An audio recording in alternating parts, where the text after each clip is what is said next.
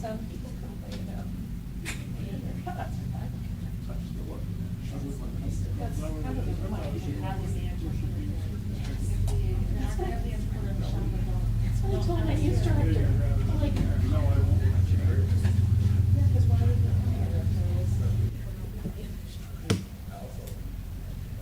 I knew where you were going. We never used to have.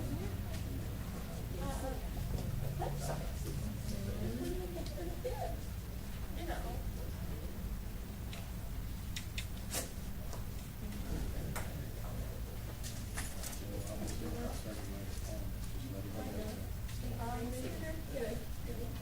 Just checking. No, that's fine. No, they will be, they will pick up my groceries. No, that's fine. I didn't. Well, you know, your benefits. You're distracting me, Bob, and then she said, oh, wait, I'm supposed to respond. Yes, it is. But I was talking. No, it's fine. What did I do?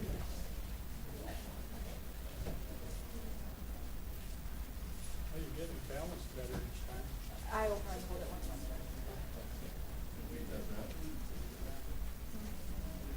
A couple of those pieces of Velcro. Well, see, there's actually this room. 10:11, thank you. Because I'm old school, right? I used to have a watch. Now.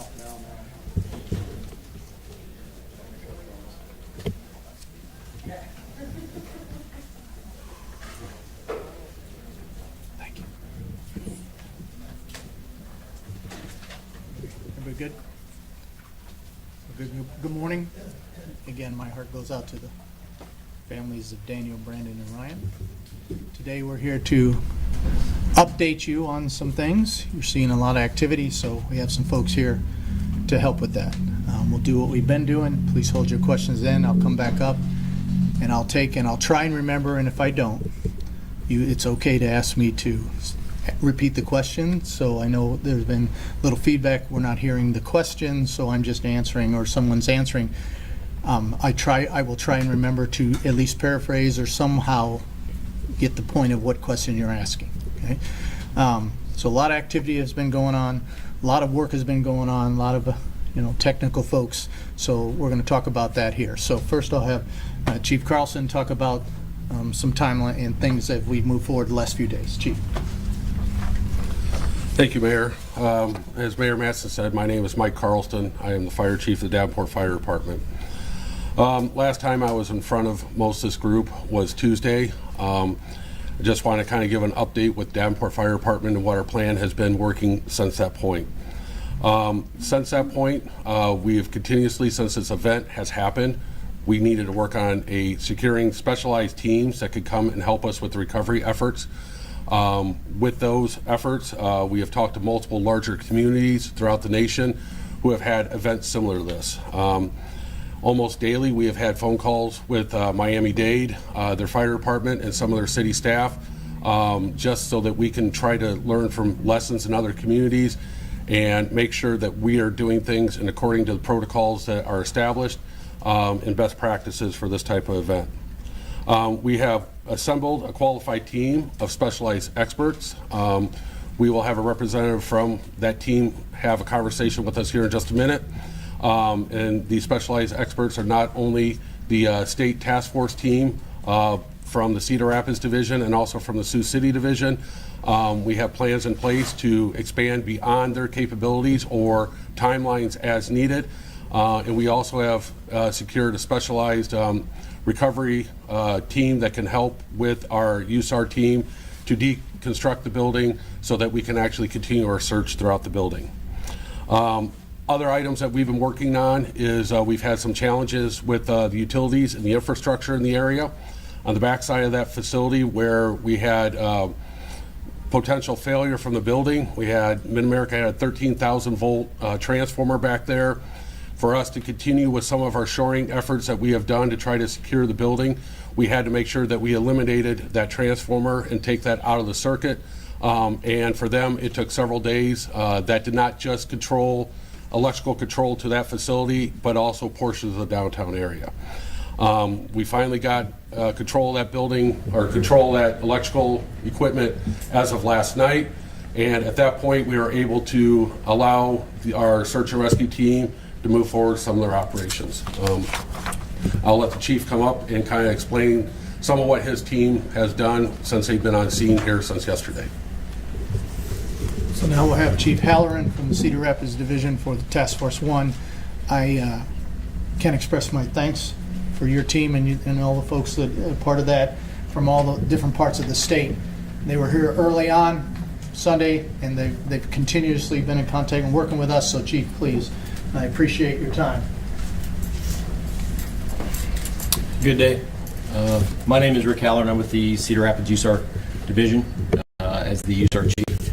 Yesterday afternoon, Iowa Task Force 1 was mobilized through the request through Davenport's Incident Command Team to provide assistance through the Iowa Department of Homeland Security and Emergency Management for a comprehensive urban search and rescue team. Iowa has two divisions of a task force team. One is based in Cedar Rapids and one is based in Sioux City. Both were mobilized yesterday as soon as possible to show up on site. In total, we have just under 50 people right here from the team. We are tasked with completing the recon of the building to search for survivors and those that may have been presumed to have perished inside the collapse. That search was completed before sundown last night. That has allowed us to move to the next phase of our mission, securing the building for control and recovery. Iowa Task Force 1 has installed exterior shoring on the walls deemed unsafe by our engineers. We are continuing to work with on-site commanders to provide search and rescue recovery capabilities in accordance with their needs. Iowa Task Force 1 will remain on site and will be engaged with this process, helping out the Davenport's command structure. Rick, can you spell your first and last name? Let's hold on. You get you. Yeah, my first name is R-I-C-K. Last name. Last name is Halloran, Halleran. Thank you, Chief. Thank Okay, you. so I'll take a few questions. We'll take a few questions today. Please raise your hand. I'm only going to go to you once. So I'm going to start middle and go left to right. Okay, Sarah. Why And did the whoever you city- need to. Why did the city wait until yesterday to activate this task force? We did. And the question was, why did the city wait? Why did the city wait to activate the task force? I can tell you that I was on the phone. We have formal processes in place. The request was made on Wednesday. I have talked to the chief throughout the incident, and we had some groundwork and some things that we had to do and get in place before we could get the team back to actually do it. The first 24 to 36 hours that we were there, the building was in a constant state of motion, and we had to allow the building to settle a little bit before we could actually formalize on a solid plan that we could move forward and have their team come back to actually move forward. Until we worked on some of the pieces on our side, there wasn't much we could do with their team in that downtime. Is there anything else you want to add, Chief? But you were here. Yes, sir. They were here Sunday night into Monday. Okay, thanks, Chief. We appreciate that context, but the search for survivors was called off. And so for families, it does feel like there was a lag period that was avoidable. Could this search have been started sooner? You were here Sunday. Yeah, so we were here Sunday. We did do searches. This is a really dynamic situation, not just for the city of Davenport and the state, but all across the country. This is a large-scale event. So moving meticulously and accurately from the start to where we're at now takes time, and we need to be concerned for those that are in the site working as well as anyone else that could be inside. Thank you, Chief. Anybody else? Ma'am, sorry. Sorry. I'm just wondering a little bit about if you could describe the process of what your team does within the building. The process description of the team. Like specifically tearing down doors, possibly walls, those kinds of things, utility closets. I mean, which areas are you going into? Which areas do you avoid, and how do you go about that? Yeah, really good question. We do what the building tells us to do. This building, as I've stated, is very dynamic. As the temperature rises up and down during the day, this building is expanding and contracting. So it's talking to us. It's telling us what it wants to do. So you mentioned utility closets or doors. Yes, we might have to go into them and look. Some of it is as much as we want to, we can't because the building's not letting us, or it's just too unsafe to do it without waiting to install shores. Some of that shoring we can do by ourselves, but to do some of the exterior shoring, we have to wait for utilities. Otherwise, we put pins down through the floor and pins into the wall. We could electrocute somebody. Now we've just made a really tragic situation worse. And so that's why you have to be so diligent and cautiously move forward in a step-by-step process throughout where we're sitting right now. You mentioned the weather. Does the water from the rain last night affect the building and what it's telling you? Potentially, it depends on how much it's going to rain. Okay, going back this way, sir. Just to clarify, are you guys saying that the conditions didn't allow you guys to search from Monday afternoon to about Thursday morning, or was that a decision not to search between that time? So you can tell you, but the only day that someone wasn't searching in the building was Wednesday. Correct. And I mean the full urban search and rescue team that left Monday afternoon. Was that a decision, or was that the conditions of the building? Y'all hear the question? We have been in contact. We've coordinated our efforts with the actual USAR team to make sure that our efforts are in coordination with what their efforts are. We did have personnel searching the entire safe area that was deemed safe on Tuesday. Monday, the building was still in motion, and from the structural engineers we had in their evaluation, it was unsafe for us to go in at that point. Again, as it was stated, this is a very dynamic situation, very fluid. We are doing the best we can to balance the building conditions and the safety of our responders. And so typically when we have responses like this, we focus on trying to get there in minutes or hours is how we time things. Unfortunately, something this large, we're looking at days and weeks of how we have to do things because it's a very thoughtful process that we have to move through and look at all the what ifs before we make decisions. And I know that doesn't answer everything, but it's where we're at. Sir? Mayor, I have a two-part question for you.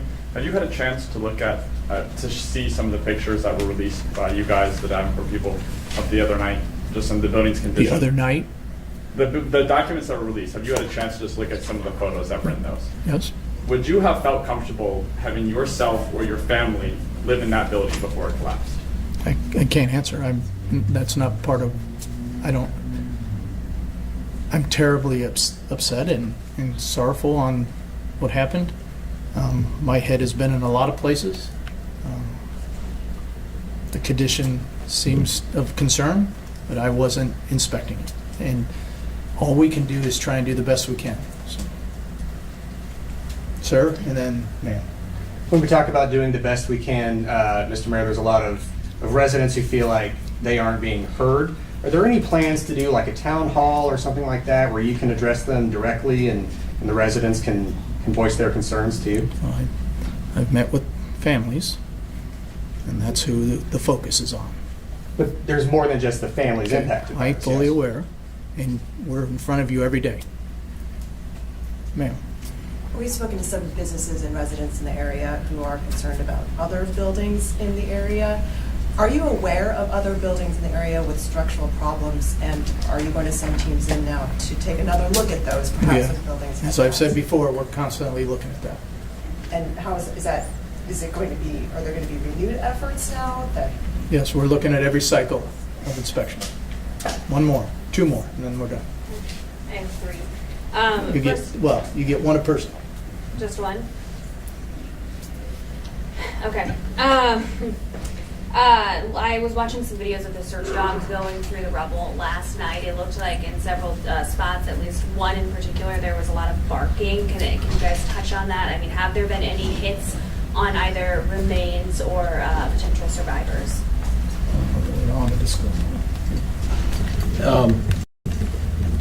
Yeah, the dogs have been on site and they have worked. They provide an alert to the handlers, and then the handlers decipher what that alert means through their training and expertise. Have they had any solid hits? They've had alerts that have given the handlers information to ascertain what that is. Canines are fantastic. They do wonderful things for us.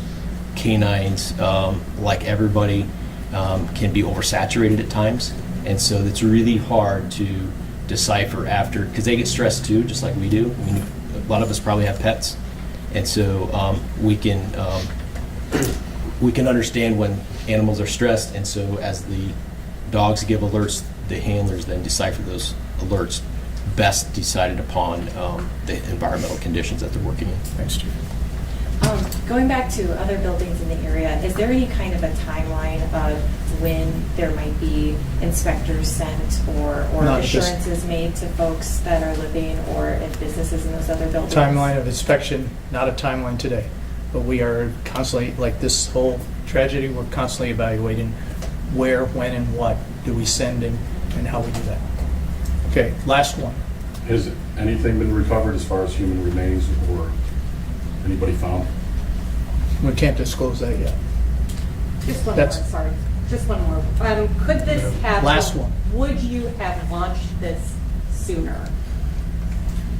We launched it Sunday. Thank you for your time. Update. No, Weekend news there will be no conferences? more scheduled. If there's some significant update that we need to provide, either it will be provided in writing, or we will call you. But there is no scheduled update here till Monday. Monday at 10. So But there's if no there- 2 p.m. No 2 p.m. today. The next scheduled one Is is Monday. at 10. Yep. And if something happens that we need to If get there's information out. something significant, we will get in touch with you. Thank you. Thanks for clarifying that. Curbs.